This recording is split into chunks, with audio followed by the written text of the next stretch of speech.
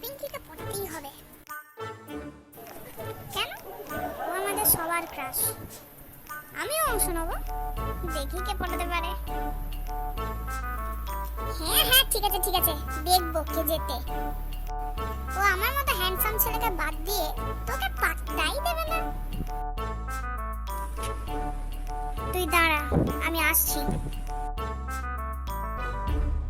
একটা কিছু করতেই হবে, কিছুতেই পিঙ্কিকে পটাতে দিলে হবে না। মন্টু নিশ্চয়ই পিঙ্কিকে পটানোর জন্য কিছু প্ল্যান করতে গেল। ঠিক আছে, কোই বাত নেই, আমিও দেখবো কে যেতে। জানিস মন্টু, পিঙ্কির নাকি কবিতা খুব পছন্দ। একটা জবরদস্ত ইমপ্রেস করার মতো কবিতা লিখতে হবে জানিস। বেশ, চল রে, আজকে আসি, পরে দেখা হবে। Bye bye. হ্যাঁ, টাটা।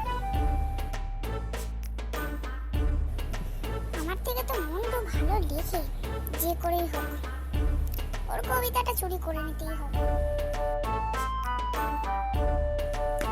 এক্ষুনি ঘন্টু চলে আসবে।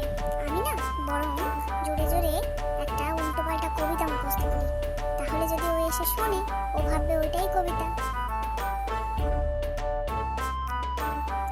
ঘুটের মালাই মালা বদল করব তোমার সাথে, তোমায় আমার বউ করব ফুলসজ্জার রাতে। তার মানে মন্টু এই কবিতাটাই শোনাবে পিঙ্কিকে। ঠিক আছে, ভালোই হলো, আমি শুনে নিলাম। এক্ষুনি পিঙ্কি আর মন্টু চলে আসবে, ভালোই হবে। কি রে, তুই কখন এলি?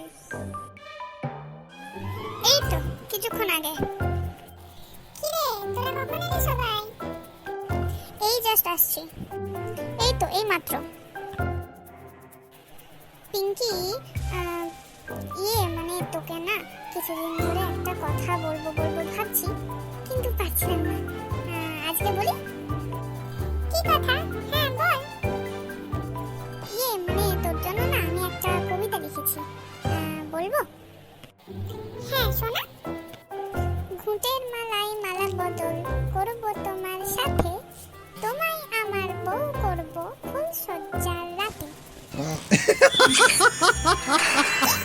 যত বড় মুখ নয় তত বড় কথা। দাঁড়া, তোর মজা দেখাচ্ছি।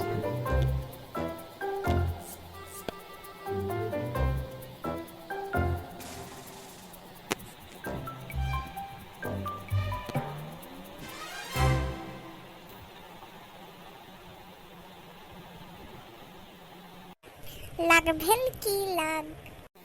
দূর হ আমার চোখের সামনে থেকে, আর কখনো আমার সাথে কথা বলবি না।